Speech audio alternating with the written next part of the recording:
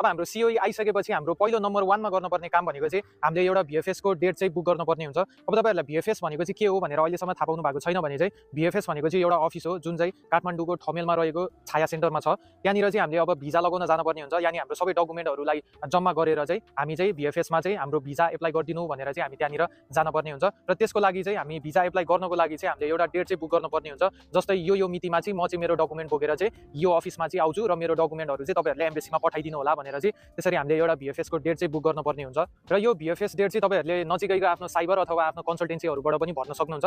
या कुनै साथी छ अब यस्तो कम्प्युटर सम्बन्धी चाहिँ अलि जानकारी राख्ने जिज्ञासा राख्ने कोही साथीहरु छ भने पनि उनीहरुसँग पनि यो भिएफएस डेट बुक गर्न चाहिँ तपाईहरुले रिक्वेस्ट गर्न सक्नुहुन्छ। हाम्रो बेलामा चाहिँ अब साथीहरुले चाहिँ यतिकै लिदिन्थेन हैन, तर त्यो बेलामा चाहिँ के थियो भन्दाखेरि त्यो बेलामा चाहिँ भिएफएस डेट बुक गरेको चाहिँ पैसा लाग्थेन र अहिले चाहिँ भिएफएस डेट बुक गरेको लगभग यस्तै 2200 हो कि समथिङ कति रुपैयाँ चाहिँ लाग्छ रे भनेर चाहिँ मलाई सुन्नमा आएको छ र अहिले चाहिँ पैसा लाग्ने भएको छ। तपाईहरुले डेट बुक गर्ने बेलामा पनि पैसा लाग्छ। र अब जस्तै मानिलिउँ तपाईहरुको सिओए चाहिँ फेब्रुअरीको 20 मा आयो भने तपाईहरुले भिएफएस डेट यानी भिजा हान्न जाने दिन पनि 1 महिना पछाडी यानी 30 दिनको अन्तरालमा यानी अब मार्चको 20 तिर चाहिँ तपाईहरुले आफ्नो भिएफएस डेट चाहिँ लिनु होला।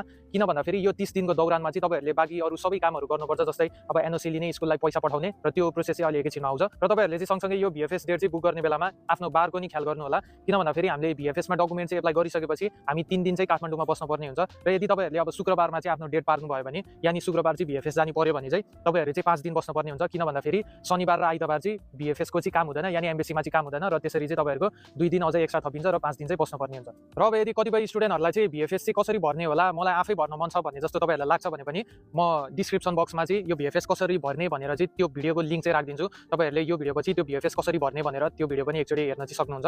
र यो भिएफएस ग्लोबलको साइटमा चाहिँ अब प्रायजसो धेरै स्टुडेन्टहरुले चाहिँ दिनकै एप्लाई गरिरहने, दिनकै बुक गरिरहने भएको हुनाले चाहिँ त्यो साइट चाहिँ कहिले कहिले सर्भर चाहिँ अलि डाउन हुने गर्छ। त्यही भएको हुनाले चाहिँ अहिले मिलेको छैन भने 1 घण्टा पछि त्यसरी चाहिँ तपाईहरुले एप्लाई गर्नु होला र तपाईहरुको अब त्यो मिलेको बेला चाहिँ ठ्याक्कै डेट खुलिहाल्छ र एउटा 30 दिनको ग्याप लिएर चाहिँ एउटा डेट चाहिँ सेलेक्ट गरेर चाहिँ आफ्नो भिएफएस डेट लिनु होला। र त्योमा चाहिँ सबैभन्दा मेन कुरा भनेको चाहिँ आफ्नो सबै डिटेल्सहरु यानी नाम, स्पेलिङ, डेट अफ बर्थहरु चाहिँ एकदमै मिलाएर राम्रोसँग राख्नु होला। अहिले चाहिँ भिएफएस मा चाहिँ 2 वटा लाइन हुन्छ, एउटा चाहिँ प्रिमियमको लाइन हुन्छ र अर्को चाहिँ नर्मल स्टुडेन्टको लाइन हुन्छ।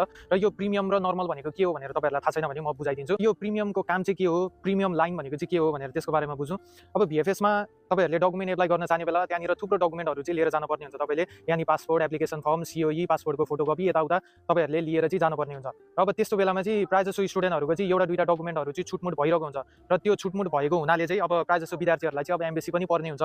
त्यही भएको हुनाले चाहिँ यो प्रिमियमले चाहिँ के गर्छ भन्दाखेरि तपाईहरुको त्यहीँनिर तपाईहरुलाई एउटा अगाडि चाहिँ एकजना भिएफएस को सर म्यामहरुसँग चाहिँ राखेर चाहिँ तपाईहरुको डकुमेन्ट चाहिँ उनीहरुले चेक गर्छ राम्रोसँग र त्यहाँनिर कुनै छुटमुट डकुमेन्ट छ कि छैन उनीहरुले चाहिँ राम्रोसँग चेक गर्छ। र यदि कुनै डकुमेन्ट चाहिँ छुटमुट छ, यसले गरेर चाहिँ तपाईहरुलाई एम्बेसी पर्छ भन्ने जस्तो लाग्छ भने चाहिँ उनीहरुले चाहिँ तपाईहरुलाई खबर गरिदिन्छ कि यो डकुमेन्ट चाहिँ छुटेको छ, यो डकुमेन्ट चाहिँ हाल्नु होला भनेर, या अब यो आज दिउँसोभरिमा भोलि दिउँसोभरिमा चाहिँ यो डकुमेन्ट चाहिँ लिएर आउनु होला भनेर चाहिँ तपाईहरुलाई त्यसरी भनिन्छ। र यदि तपाईहरुले चाहिँ अब नर्मल लाइनमा बस्नुहुन्छ भने चाहिँ तपाईहरुलाई नर्मल लाइनमा चाहिँ त्यस्तो केही पनि भन्दैन, तपाईहरु उभिने हो र तपाईहरु बसेर चाहिँ सिधै अब तपाईहरुले डकुमेन्ट बुझाउने हो, उनीहरुले चेक पनि गर्दैन र तपाईहरुलाई यो डकुमेन्ट खाली छ, यो छ भनेर पनि केही पनि भन्दैन। र अब यसमा चाहिँ प्राइस रेन्जको कुरा गर्नुपर्दा चाहिँ खास नर्मलमा गएको चाहिँ लगभग 62 से 70 को रेन्जमा पर्छ भने चाहिँ तपाईहरुको यता प्रिमियममा जाँदा फेरि चाहिँ लगभग 9980 को रेन्जमा चाहिँ पर्न जान्छ। र अब यदि तपाईहरुले चाहिँ अब 25 से 3000 को मुख नहेरिकिन अब डकुमेन्ट चाहिँ राम्रैसँग हाल्छु भन्नुहुन्छ भने चाहिँ तपाईहरु चाहिँ प्रिमियमबाट जान सक्नुहुन्छ। तर नर्मलबाट पनि भिजा नआउने चाहिँ हुँदैन, नर्मलबाटै मेरो साथीको पनि भिजा आएको छ, प्रिमियममै जानुपर्छ भन्ने चाहिँ हुँदैन। तर जसको चाहिँ मन आतेको हुन्छ यो म 2-3 हजार को मुख चाहिँ हेर्दिन भन्ने जस्तो हुन्छ त्यस्तो विद्यार्थीहरुको लागि चाहिँ यो प्रिमियम चाहिँ हो। 25 से 3000 ले पनि थोरै म्याटर गर्छ। अब म चाहिँ नर्मल लाइनबाटै जान चाहन्छु भन्ने जस्तो तपाईहरुलाई लाग्छ भने चाहिँ म तपाईहरुको लागि चाहिँ एउटा फोटो हाल्दिन्छु।